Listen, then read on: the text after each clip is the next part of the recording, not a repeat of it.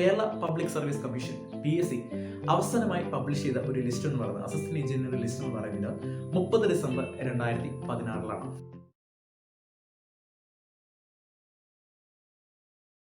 എല്ലാവർക്കും നമസ്കാരം. കേരള ടെക് അക്കാഡമിയുടെ മറ്റൊരു എപ്പിസോഡിലേക്ക് എല്ലാവർക്കും സ്വാഗതം. ഞാനിന്നിവിടെ വന്നത് ക്ലാസ് എടുക്കാനല്ല, മറ്റു കുറച്ച് കാര്യങ്ങൾ നിങ്ങളുമായി പങ്കുവയ്ക്കാനാണ്. Kerala state electricity board assistant engineering തസ്തികയിലേക്ക് തയ്യാറെടുക്കുന്ന ഉദ്യോഗാർത്ഥികളുടെ സംശയ നിവാരണത്തിന് വേണ്ടിയിട്ടാണ് ഞാനിന്നിവിടെ ഈ വീഡിയോ ചെയ്യുന്നത്. മുൻപ് KSEBയുടെ അസിസ്റ്റന്റ് എഞ്ചിനീയർ റിക്രൂട്ട്മെന്റ് സംബന്ധിച്ച് പല വീഡിയോസും ഞങ്ങളുടെ ചാനലിലൂടെ പബ്ലിഷ് ചെയ്യുന്നുണ്ടായിരുന്നു. അതായത് കണ്ട പല ഉദ്യോഗാർത്ഥികൾക്ക് പല സംശയം ഉണരുകയും അവർ ഞങ്ങളുമായി കോൺടാക്ട് ചെയ്യാൻ ശ്രമിക്കുകയുണ്ടായി. അപ്പോൾ അത്തരത്തിലുള്ള ഒരു സംശയ നിവാരണവും പിന്നെ എന്തുകൊണ്ടാണ് KSEBയുടെ അസിസ്റ്റന്റ് എഞ്ചിനീയറിംഗ് റിക്രൂട്ട്മെന്റ് വിജ്ഞാപനം ഇത്ര വൈകുന്നത് സംബന്ധിച്ച് ഞങ്ങൾക്ക് കിട്ടിയ ചില രേഖകളുടെ അടിസ്ഥാനത്തിലുള്ള ഒരു വിലയിരുത്തലാണ് ഞാനതിവിടെ ചെയ്യാൻ ഉദ്ദേശിക്കുന്നത്. KSEB Kerala state electricity board ലിമിറ്റഡിന്റെ അസിസ്റ്റന്റ് എഞ്ചിനീയർ നിയമനം എന്ന് പറയുന്നത് 4:3:2:1 അനുപാതത്തിലാണ്. അതായത് മൊത്തം കേഡർ സ്ട്രെങ്ത്തിന്റെ അനുപാതമാണ് ഞാൻ പറയുന്നത്. നിലവിൽ KSEBയിൽ എത്ര അസിസ്റ്റന്റ് എഞ്ചിനീയർമാർ ജോലി ചെയ്യുന്നുണ്ടെങ്കിലും അത് 4:3:2:1 അനുപാതത്തിലായിരിക്കും. അതായത് 40% കേരള PSC വഴിയുള്ള ഡയറക്റ്റ് റിക്രൂട്ട്മെന്റ് ആണ്. 30% എന്ന് പറയുന്നത് ഡിപ്ലോമ ക്വാളിഫിക്കേഷനുള്ള സബ് എഞ്ചിനീയർമാരുടെ പ്രൊമോഷനാണ്. 20% എന്ന് പറയുന്നത് IT ക്വാളിഫിക്കേഷനുള്ള സബ് എഞ്ചിനീയർമാരുടെ പ്രൊമോഷനാണ്. പിന്നെയുള്ള 10% എന്ന് പറയുന്നത് ഇപ്പോൾ അസിസ്റ്റന്റ് എഞ്ചിനീയർമാരുടെ കീഴെ ജോലി ചെയ്യുന്ന ജീവനക്കാരിൽ BTech യോഗ്യതയുള്ളവർ PSC മുഖേന കയറുന്ന ഒരു റിക്രൂട്ട്മെന്റ് ആണ്. ഇങ്ങനെയാണ് നിലവിൽ അസിസ്റ്റന്റ് എഞ്ചിനീയർമാരുടെ നിയമനങ്ങൾ KSEB നടക്കുന്നത്. നമുക്ക് Kerala public service commission PSC അവസാനമായി പബ്ലിഷ് ചെയ്ത ഒരു ലിസ്റ്റ് എന്ന് പറയുന്നത് അസിസ്റ്റന്റ് എഞ്ചിനീയർ ലിസ്റ്റ് എന്ന് പറയുന്നത് 30 ഡിസംബർ 2016 3 വർഷം കാലാവധിയുള്ള ലിസ്റ്റ് 29 ഡിസംബർ 2019 അവസാനിക്കാനുണ്ടായത്.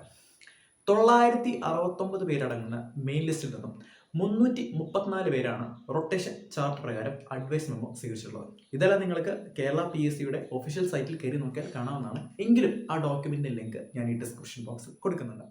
നിലവിലെ വിവരമനുസരിച്ച് 2019 December 26-27 തീയതികളായിട്ട് KSEB Kerala public service commission ഒരു 162 ഒഴിവുകൾ റിപ്പോർട്ട് ചെയ്തു. ഈ 162 ഒഴിവുകൾ റിപ്പോർട്ട് ചെയ്തതിന്റെ ചില സാങ്കേതിക കാരണങ്ങൾ കൊണ്ടാണ് ഇപ്പോഴും 2020 അസിസ്റ്റന്റ് എഞ്ചിനീയറിന്റെ റിക്രൂട്ട്മെന്റ് നോട്ടിഫിക്കേഷൻ പുറത്തു വരാത്തത്. അന്നത്തെ കോടതി വിധിയുടെ പശ്ചാത്തലത്തിൽ 20% IT കോട്ടക്കാർക്കുള്ള ഒഴിവുകൾ 40%-ലേക്ക് വകമാറ്റം ചെയ്തു.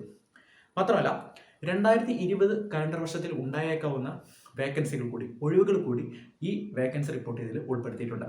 അപ്പോൾ 2020 ഉണ്ടായേക്കാവുന്ന വേക്കൻസികൾ ഒഴിവുകൾ ഒരിക്കലും 2019 കാലാവധി തീരാൻ പോകുന്ന ലിസ്റ്റിലെ ഉദ്യോഗാർത്ഥികൾക്ക് അവകാശപ്പെട്ടതല്ല എന്ന് ചൂണ്ടിക്കാട്ടിക്കൊണ്ട് കുറച്ച് ഉദ്യോഗാർത്ഥികൾ ബഹുമാനപ്പെട്ട ഹൈക്കോടതിയെ സമീപിക്കുകയുണ്ടായി. അതായത് പരാതി നൽകുകയുണ്ടായി. ഹൈക്കോടതി പരാതി സ്വീകരിക്കുകയും അതിന് PSC നടക്കാൻ പോകുന്ന ഈ റിക്രൂട്ട്മെന്റിനെ സ്റ്റേ കൊടുക്കുകയും ചെയ്തു. പിന്നീട് പല വാദപ്രതിവാദങ്ങൾ നടക്കുകയും അവസാനം ബഹുമാനപ്പെട്ട ഹൈക്കോടതി PSCയോട് തുടർ നടപടികളുമായിട്ട് മുന്നോട്ട് പോകാൻ പറഞ്ഞു.